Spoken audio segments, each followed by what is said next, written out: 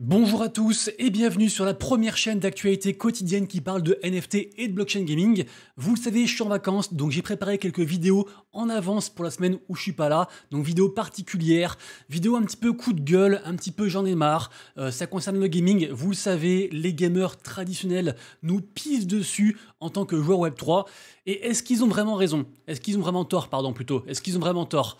C'est vrai que pour l'instant, le monde du gaming Web3, c'est pas folichon. Donc on va essayer dans cette vidéo ensemble de voir un petit peu les lueurs d'espoir, qu'est-ce qui se passe, est-ce que ça marche vraiment pas, est-ce que c'est juste de la haine pure et dure de la part de ces gamers du monde du Web 2. Je vous dis tout, c'est parti directement, let's go. Mince, j'ai loupé ma transition. Je la laisse pour le montage, c'est marrant. Allez, je la laisse, c'est parti, let's go.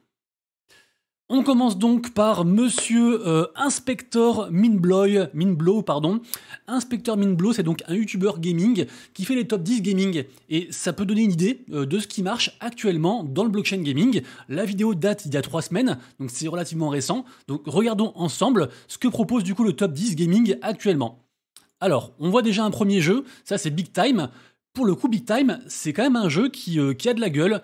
C'est un MMORPG qui semble sympa, qui coûte cher parce qu'il faut avoir des NFT pour jouer. Mais le projet semble sympa pour le coup. C'est un projet qui semble cool. Donc là, il y a du gaming, il y a du gameplay. C'est tout ce qu'on veut. Ça, c'est un des plus gros projets gaming ensuite, c'est le projet Star Atlas, on n'a pas trop vu. Là, c'est des jeux de course, le projet n'est pas encore sorti entièrement, mais Star Atlas, vraiment projet gaming très hypé sur Solana, qui a eu beaucoup de difficultés à cause de FTX, parce que FTX a investi pas mal d'argent aussi dans différentes boîtes qui avaient investi dans du coup ce projet Star Atlas. Mais pour le coup, c'est un vrai jeu, c'est pas encore sorti totalement, mais il y a du gameplay, c'est un jeu de course, on s'amuse, et c'est cool. Bon, ne vous inquiétez pas, on va pas faire tout le top 10 ensemble, je vous montre juste quelques images de jeux qui sont proposés, comme par exemple celui-ci, dont j'ai d'ailleurs oublié le nom. Également aussi, il y a un petit jeu un petit peu de ferme, celui-ci, voilà, et on voit malheureusement que ça se dégrade un petit peu, et c'est vrai que, bon, la tendance est un petit peu au jeu mode, on va dire, année 2000, et ça peut faire un petit peu mal de voir en fait ce genre de jeu proposé en mode blockchain, surtout que, en étant tout à fait honnête, certains jeux n'ont pas réussi dans le monde du Web 2 et en fait ont été adaptés dans le monde du Web 3 pour faire un truc un peu plus hypant, entre guillemets nouvelle génération, avec les fameuses mécaniques de play to earn qui nous sont beaucoup reprochées, sachant que beaucoup de gens pensent que le play and earn c'est justement la solution à beaucoup de choses et qu'on ne devrait pas juste jouer pour gagner de l'argent. Après, en vrai, chacun fait ce qu'il veut. Hein. Le monde du gaming est ouvert à tous. On sait très bien, notamment en France, que tout ce qui est française des jeux, poker, loterie, ça marche très bien. Donc si des gens veulent jouer pour l'argent, grand bien leur face. Si les gens veulent jouer pour rien, grand bien leur face. Mais si les gens veulent jouer à la fois pour le fun et à la fois pour retirer quelque chose du projet, du jeu, eh ben grand bien leur face aussi également.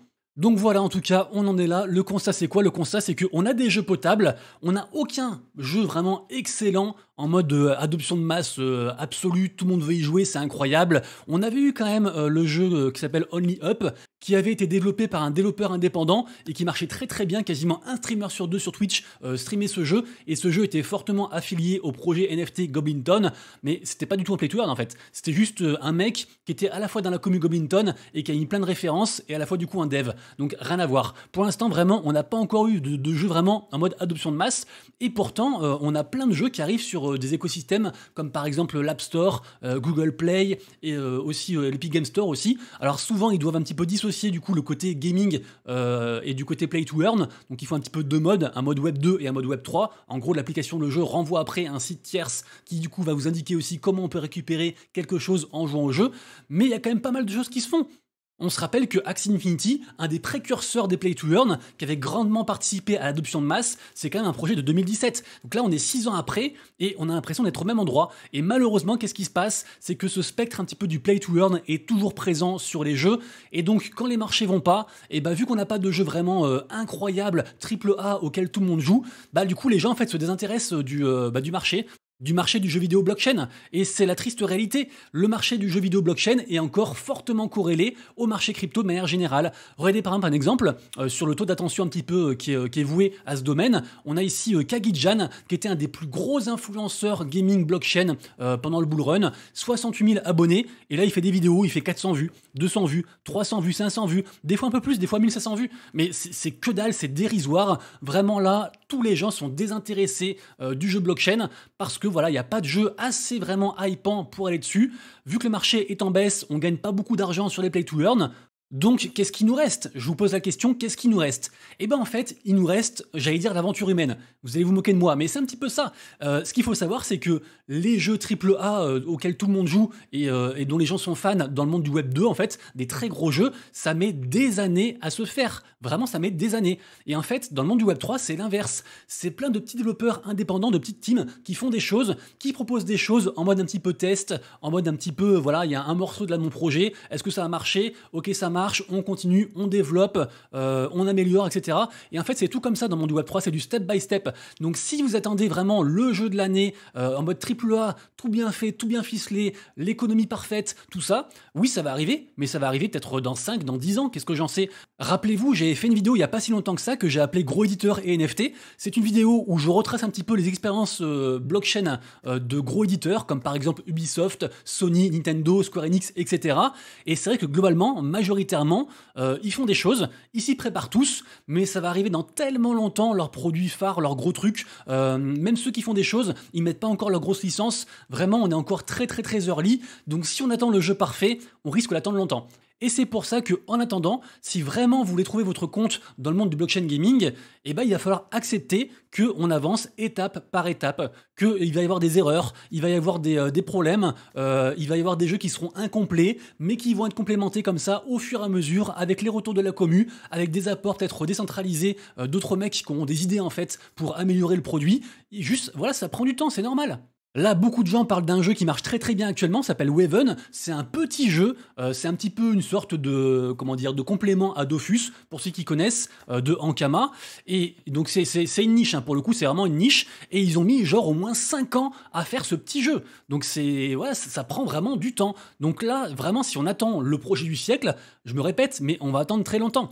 Et pourtant, c'est pas faute de dire qu'il y a déjà une pléthore, 1 million en fait, de jeux vidéo blockchain qui existent. Souvent, on me dit, mais tu t'ennuies pas, il n'y a pas beaucoup de projets, il se passe rien. Non, c'est faux, il se passe des choses tous les jours. C'est juste qu'il ne s'est pas encore passé le truc du siècle qui va carrément faire basculer l'adoption de masse au niveau gaming. Mais il se passe plein de trucs, il y a plein de jeux vidéo, il y en a plein qui sont gratuits, il y en a plein qui ont des mécaniques de earn. Alors oui, on ne sera pas millionnaire, on va pas devenir très riche en jouant au jeu, mais on peut récupérer un petit quelque chose, on peut s'amuser, profiter de la tech, essayer d'améliorer aussi avec un retour d'expérience de joueur, gagner un peu d'argent aussi si on souhaite, ou des NFT. Franchement, il y a plein de choses à faire. Allez faire un tour sur games.gg ou autre, hein, il y en a plein. Il y a les tournois e-sport, il y a plein de trucs. Vraiment, j'ai fait une vidéo aussi il y a quelques jours là sur l'importance des NFT, mais vraiment la propriété digitale, ça va révolutionner le monde du jeu vidéo. Ça a déjà commencé à le faire. Donc juste voilà, ne soyons pas trop pressés, profitons de ce qu'il y a actuellement comme jeu et n'oublions pas que quand même le jeu vidéo, ça brasse quasiment la moitié. En vrai, c'est faux. Là, c'est un peu moins vrai. Ça brasse, allez, 37% pour être précis,